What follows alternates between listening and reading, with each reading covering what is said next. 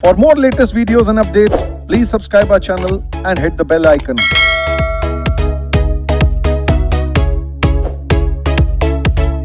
Guys, please शांत हो जाओ. Reasons for difference in profits क्या होते हैं? Why there are differences in profits? एक तो होते हैं purely financial expenses. ऐसे खर्चे जो कि सिर्फ फाइनेंशियल अकाउंट्स में आते हैं, जैसे loss on sale of fixed asset, loss on sale of investments, fines and penalties, stamp duty, expenses on transfer of share, goodwill written off, preliminary expenses written off, donations, subscriptions, income tax, underwriting commission, obsolescence loss, loss by fire, loss by theft, other abnormal loss, foreign exchange fluctuation loss, lawsuit compensation, ये सारे क्या हैं? Purely financial expenses हैं. Purely financial incomes, interest income, interest on investment, dividend income, profit on sale of fixed asset, profit on sale of investments, rental income, fees, transfer fees जो अगर कहीं मिलती है तो, profit on sale of factory stores, consumer stores, insurance compensation, cash discount received, lawsuit compensation, foreign exchange fluctuation gain. जल्दी से read out करा रहा हूं. तो कुछ ऐसी चीजें होती है जो कि सिर्फ फाइनेंशियल अकाउंट्स में आती है, खर्चे प्योरली फाइनेंशियल एक्सपेंसेस, कुछ प्योरली फाइनेंशियल इनकम्स जो कि सिर्फ वहीं क्रेडिट होते हैं. इस तरीके से एप्रोप्रिएशंस ऑफ प्रॉफिट्स सिर्फ और सिर्फ पीएनएल एप्रोप्रिएशन में अकाउंट में आते हैं, कॉस्ट अकाउंट्स में नहीं आते. तो डिविडेंड्स, इंटरिम डिविडेंड हो, प्रपोज डिविडेंड हो, ट्रांसफर टू रिजर्व्स हो, ये सब. देन कुछ ऐसी नोशनल कॉस्ट होती है जो कि सिर्फ कॉस्ट अकाउंट्स में आती है. Imputed cost, notional cost, whatever you may से.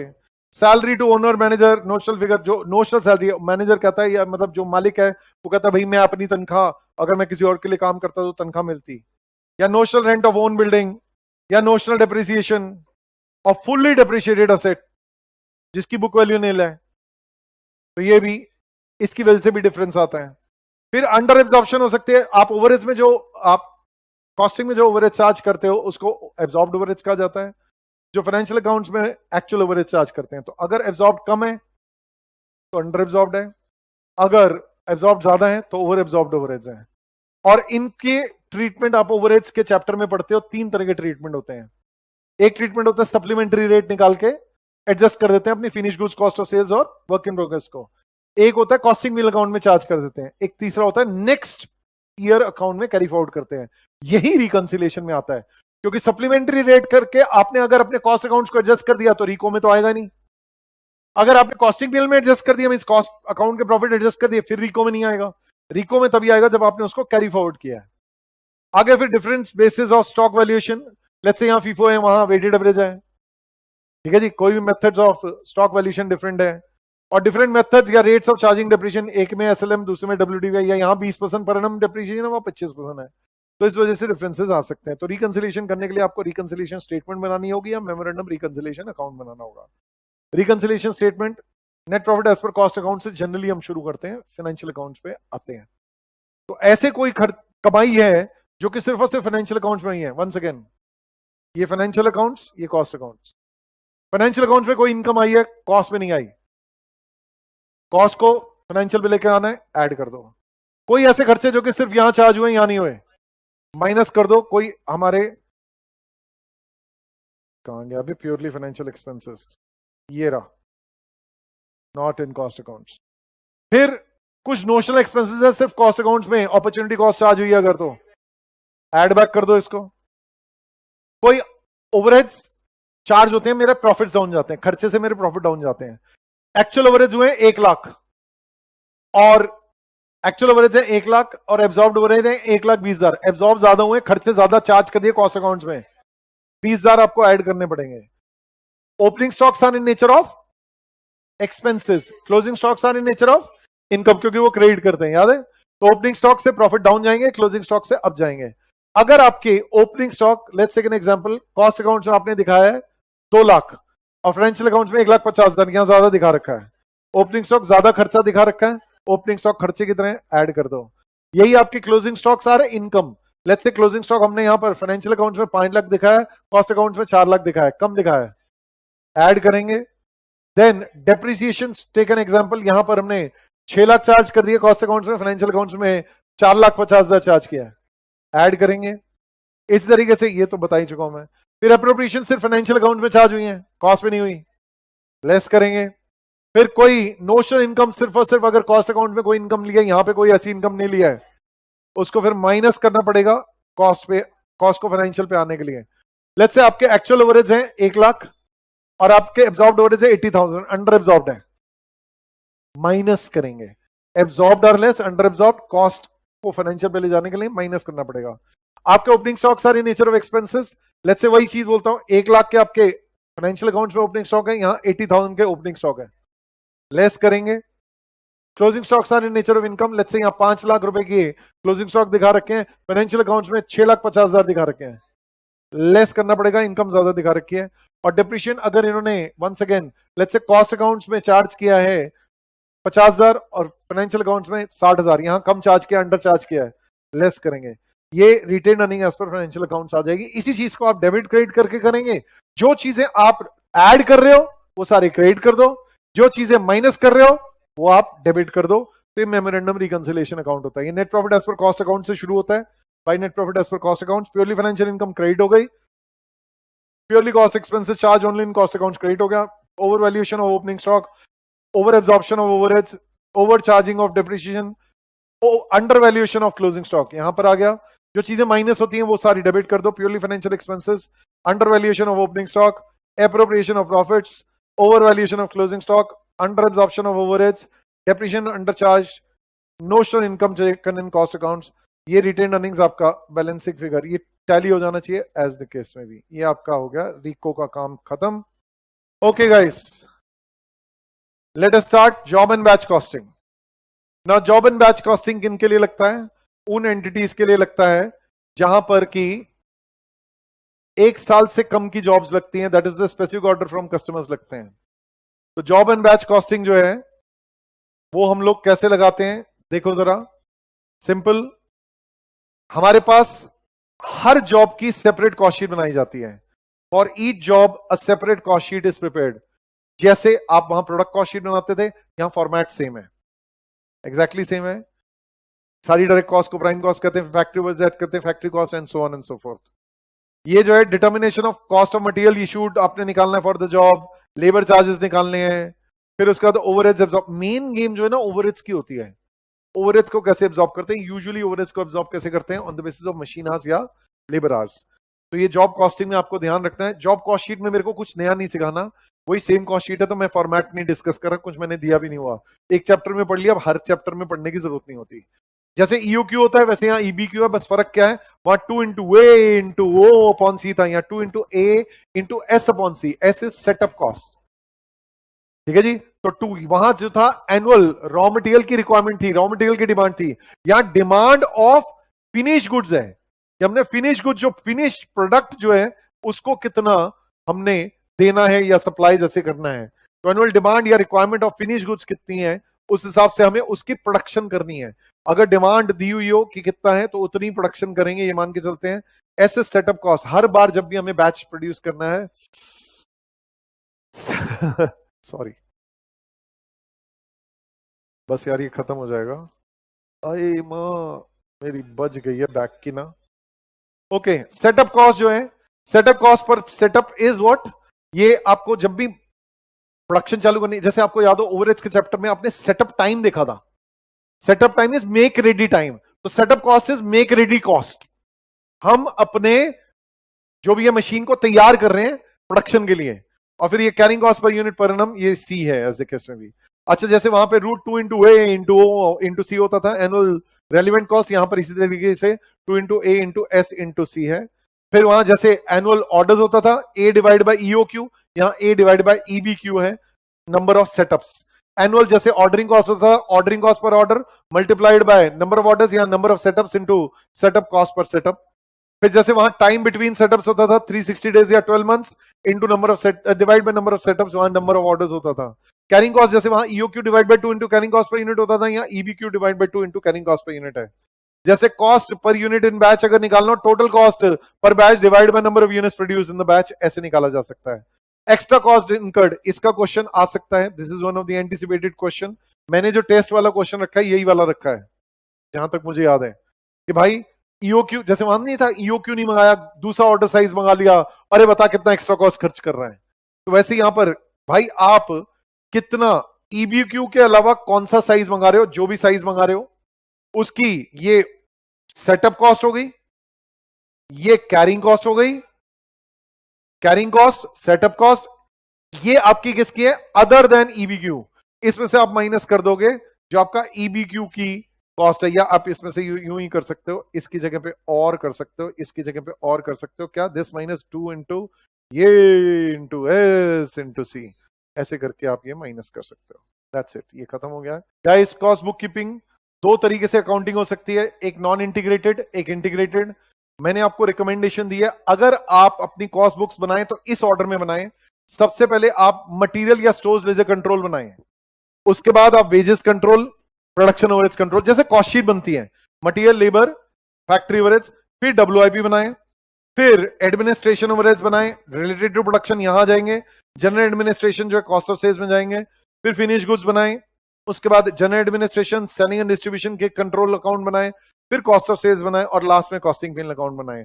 वंस अगेन इस ऑर्डर में बनना चाहिए। तो पहला लेजर ये, दूसरा लेजर बनाने को आए तो 3 4 5 6 7 8 9, और लास्ट में फिर आप सेल्फ बैलेंसिंग लेजर बनाएं, दैट इज जीएलए अकाउंट। आपको याद होगा general ledger adjustment, do you remember? तो जीएलए अकाउंट जो है आप लास्ट में बनाएंगे। ये फ्लो ऑफ लेजर्स हैं, इस हिसाब से हम बनाएंगे तो बेटर रहेगा। नाउ नॉन इंटीग्रेटेड अकाउंटिंग जल्दी से कर लेते हैं डिस्कस।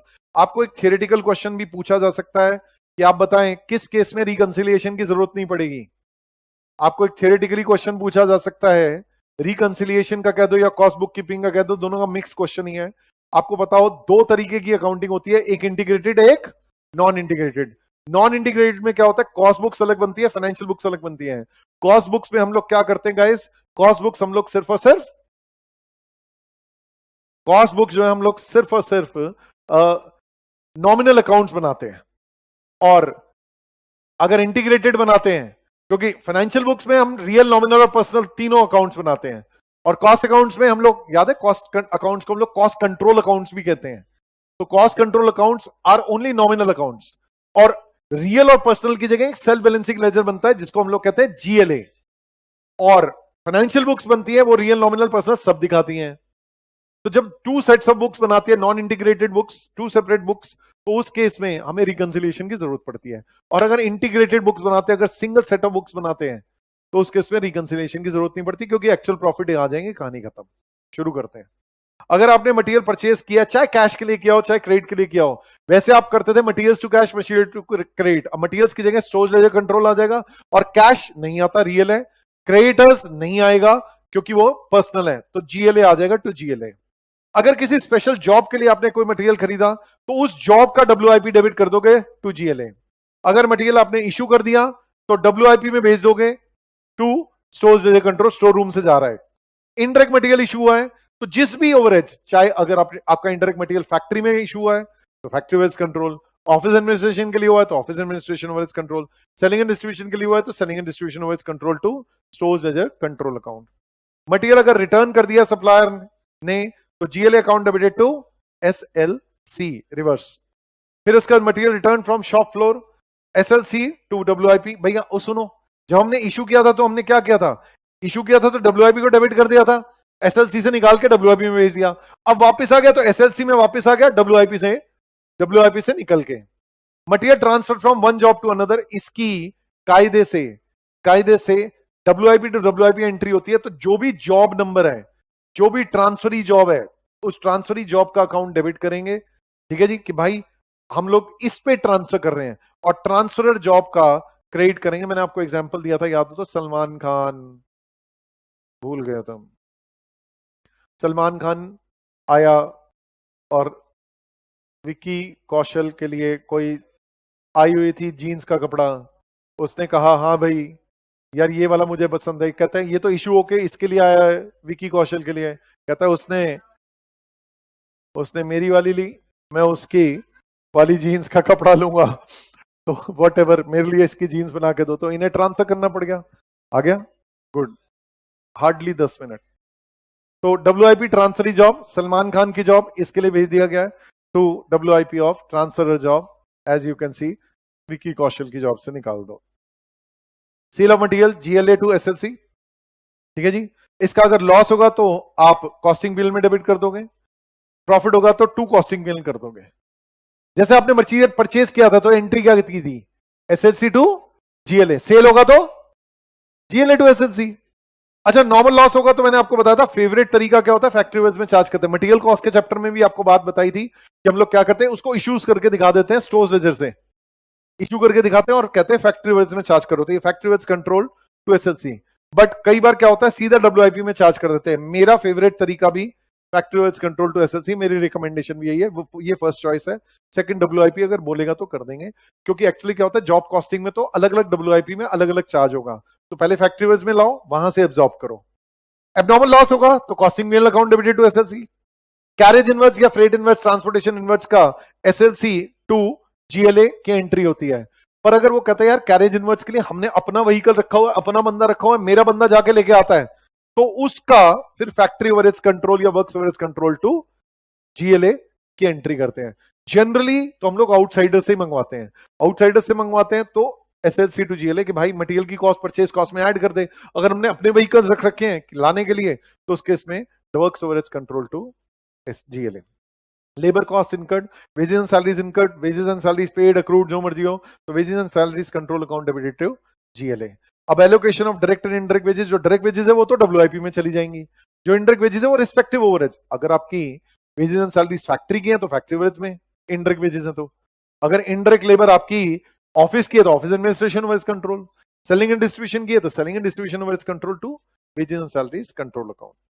डायरेक्ट एक्सपेंसेस का हम लोग separate direct expenses control to GLA नहीं करते, सीधा डब्ल्यूआईपी जिस भी जॉब जिस भी प्रोडक्ट के लिए किया है डायरेक्ट एक्सपेंस डायरेक्टली उसके डब्ल्यूआईपी को डेबिटेड टू जीएलए कर देते हैं। ओवरहेड्स अगर आपके इनकर होते हैं पेड अक्रूड जो मर्जी हो, तो जो भी ओवरहेड्स है factory overheads, office administration, selling and distribution control to GLA करते हैं। वर्क्स ओवरहेड्स रिकवर होते हैं तो कहां जाते हैं, वर्क्स ओवरहेड्स डब्ल्यूआईपी में जाते हैं, तो WIP ledger control to works overheads या factory overheads control. Administration overhead जो रिलेटेड टू प्रोडक्शन है वो कहां जाते हैं, वो फिनिश गुड्स की वैल्यूएशन के लिए जाते हैं, तो finish goods ledger control account debited to administration overheads control. और general administration overheads cost sheet में याद करो कहां जाते हैं, कॉस्ट ऑफ सेल्स में जाते हैं, तो cost of sales to general administration overheads control, ये एंट्री हो जाएगी। सेलिंग एंड डिस्ट्रीब्यूशन ओवरहेड्स भी आपके जो एब्जॉर्ब होते हैं वो कहां होते हैं, कॉस्ट ऑफ सेल्स में होते हैं, तो cost of sales account debited to selling and distribution overheads control. जब माल बन के तैयार हो जाता है, याद हो तो मैंने शब्द यूज किए थे, कच्ची कली फूल बन गई,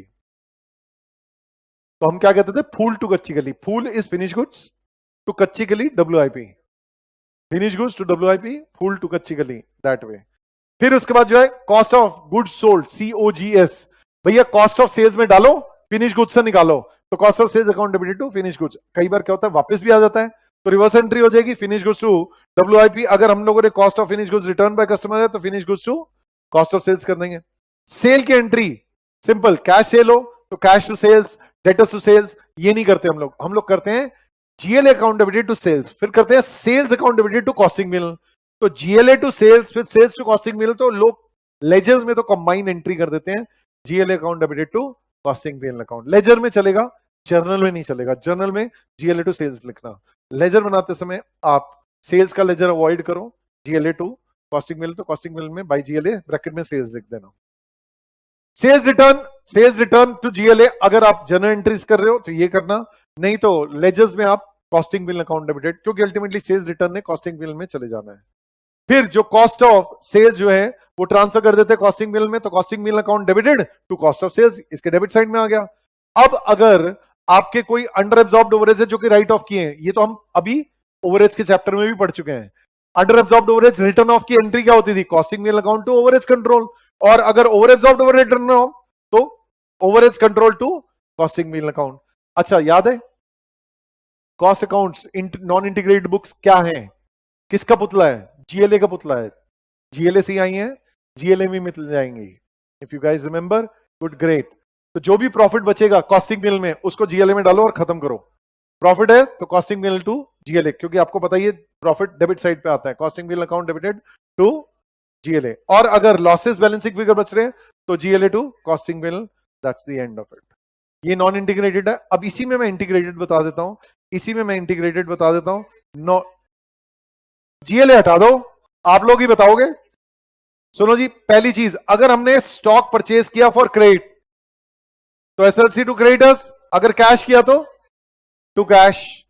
ये तो स्पेशल जॉब का WIP तो डेबिट होगा ही, लेकिन अगर कैश खरीदा तो कैश, अगर उधार पे खरीदा तो क्रेडिटर्स। डायरेक्ट मटेरियल इश्यूड की एंट्री इंटीग्रेटेड बुक्स में सेम ही है, WIP LC टू SLC। अच्छा, इनडायरेक्ट मटेरियल भी कोई भी आपने factory overheads, office administration, selling and distribution जहां भी भेजा to SLC। Material return by to supplier तो again creditors account debited to SLC। हम लोग मान के चलते हैं बिका हुआ माल, कैश वाला माल वापस नहीं होता, बट अगर होगा तो कैश भी कर सकते हैं, बट जनरली हम लोग क्रेडिटर्स का असम्पशन लेके कर देते हैं, क्रेडिटर्स कर देते हैं ना, इसीलिए हम लोग।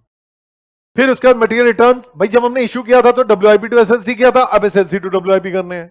फिर material transfer from one job to another, transferee job, Salman Khan की job WIP debited to Vicky Kaushal की जॉब, चल भाई उसका WIP। फिर यहां सेल ऑफ मटेरियल हो गया तो कैश या debtors account debited to SLC। GLA out कर दो, मैंने आपको क्या बात बताई थी, GLA अकाउंट आउट कर दो, रियल और पर्सनल ले आओ, और साथ में purely financial expenses, purely financial income दिखा दो। दैट्स इट, यही डिफरेंसेस होते हैं और कोई डिफरेंस नहीं होता। फिर नॉर्मल लॉस है तो नॉर्मल लॉस की एंट्री क्या होगी, factory wage to SLC same. Abnormal loss है, हम please we do not write costing P&L, integrated books में क्या बनता है P&L, तो P&L टू SLC करेंगे। Transportation of incoming material SLC account debited to cash. यार मैं मान लो गरीब है, बेचारे ट्रांसपोर्टर के तो कैश दे दो, बाकी तुमने किसी को उधार करना है तो क्रेडिटर्स कर देना, आउटस्टैंडिंग एक्सपेंसेस कर देना। मैं तो पर्सनली मानूंगा यार ट्रक वाले, रिक्शे वाले पैसे दो यार। अच्छा, फिर wages and salaries to cash या आउटस्टैंडिंग वेजेस एंड सैलरीज। फिर इनडायरेक्ट वेजेस आपने जो है, और डायरेक्ट वेजेस की एलोकेशन की, डायरेक्ट वेजेस चली जाएगी हमारी WIP में, इनडायरेक्ट वेजेस चली जाएगी रिस्पेक्टिव ओवरहेड्स में, to wages and salaries control, इसमें कोई डिफरेंस नहीं है।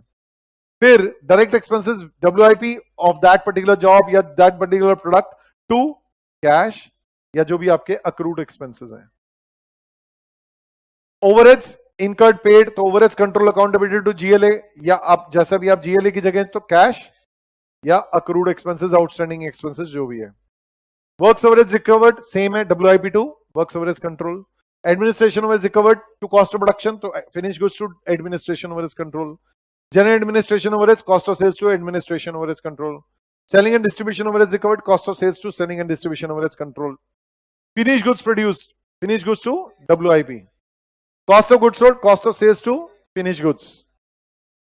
कैश सेल्स, क्रेडिट सेल्स, यहां आ जाएगा कैश अकाउंट डेबिटेड या debtors account debited to sales. यहां cost of finish goods return तो finish goods to cost of sales, यही एंट्री है। Sales return account debited to cash या डेटर्स। और फिर जो ये प्रॉफिट है, कॉस्टिंग बिल नहीं बनता, कॉस्टिंग बिल नहीं बनता, P&L बनता है, माइंड यू। तो P&L account debited to cost of sales, P&L account debited to respective overheads. ये अंडर एब्जॉर्ब जो है, जो भी आपके राइट ऑफ करो, नक्की करो। अगर आप इंटीग्रेटेड बुक्स बना रहे हो, कैरी फॉरवर्ड नहीं होते। इंटीग्रेट, आपको याद है ओवरहेड्स के मैंने आपको 3 ट्रीटमेंट्स बताए थे अंडर ओवर एब्जॉर्ब के। सप्लीमेंट्री रेट वो कर सकते हो, P&L अकाउंट में राइट ऑफ करना वो कर सकते हो, कैरी फॉरवर्ड नहीं हो सकता अगर इंटीग्रेटेड बुक्स है, कोई नेक्स्ट पीरियड में नहीं जाएगा, राइट ऑफ होगा, खत्म होगा। ये भी respective overheads over absorbed to P&L account. P&L account debited to net profit, कोई GLA नहीं आता। और ये net loss account debited to P&L account. यही अगर मैं दिखाऊं, यही वाली चीजें हैं। SLC to creditors cash, WIP to creditors cash, ये स्पेशल जॉब्स का। Direct material WIP to SLC, relevant overheads to SLC, creditors return कर दिया तो to SLC, SLC to WIP to WIP transferee job, transfer job वही चीज है। Cell of material cash या debtors to SLC। Loss जो होगा माइंड यू P&L अकाउंट में जाएगा, कॉस्टिंग बिल नहीं होता। फैक्ट्री ओवरहेड्स कंट्रोल में डेबिट टू SLC अगर आपका नॉर्मल लॉस है। Abnormal loss P&L, mind you P&L में जाएगा। Transportation carriage inwards SLC account debited to cash, मैंने माना है गरीब लोग हैं बेचारों को कैश ही दो। Wages and salaries to cash या accrued expenses, accrued wages and salaries. ये WIP रिस्पेक्टिव ओवरहेड्स, ये डायरेक्ट लेबर या indirect labour to wages and salaries control. Direct expenses paid तो WIP ऑफ जो भी जॉब प्रोडक्ट जो भी है to cash accrued expenses. relevant overheads to cash accrued expenses, works overheads recovered, WIP to works overheads control, administration overheads related to production, ये finished goods में गया administration overheads से, और ये cost of sales में general administration और selling and distribution भी cost of sales में गए. फिनिश गुड्स जितने प्रोड्यूस हुए वो कच्ची गली बूंद बन गई, तो फिनिश गुड्स टू WIP पूल टू कच्ची गली. फिर जो administration overheads related to sales थे या जैसा भी ये जनरल एडमिनिस्ट्रेशन थे वो cost of sales to administration overheads डाल दिए हमने. फिर उसके बाद कॉस्ट ऑफ गुड्स सोल्ड तो कॉस्ट ऑफ सेल्स में डालो, फिनिश गुड्स से निकालो. रिवर्स होगा तो finish goods to cost of sales करेंगे. यहां कैश सेल्स तो कैश टू सेल्स, डेटर्स उधार पे है तो debtors to sales, sales to debtors या कैश सेल्स रिटर्न का सेल्स रिटर्न जैसा भी है. ये PNL account debited to relevant overheads to PNL, ये अंडर एब्जॉर्ब्ड और ओवर एब्जॉर्ब्ड रिटर्न ऑफ. ये PNL account to cost of sales, PNL account to net profit and net loss to PNL account. That is it. ये under absorbed overheads मैंने आपको बताया था, ये 3 तरीके होते हैं. माइंड यू, ओए हेलो, अगर हमारे नॉन इंटीग्रेटेड बुक्स हैं तो नॉन इंटीग्रेटेड बुक्स, ओए हेलो, मैंने आपको बताया था मैं अगर आपको कॉस्टिंग बिल में एडजस्ट कर दिया है तो रिको में नहीं आएगा. याद है, कॉस्ट अकाउंट एडजस्ट हो गए, कैरी फॉरवर्ड कर दें, ये रिको में आएगा. और अगर आपने नॉन इंटीग्रेटेड बुक्स में finish goods WIP supplementary rate निकाल के एडजस्ट कर दिया है, ये भी रिको में नहीं आएगा, एडजस्ट हो गए कॉस्ट अकाउंट्स.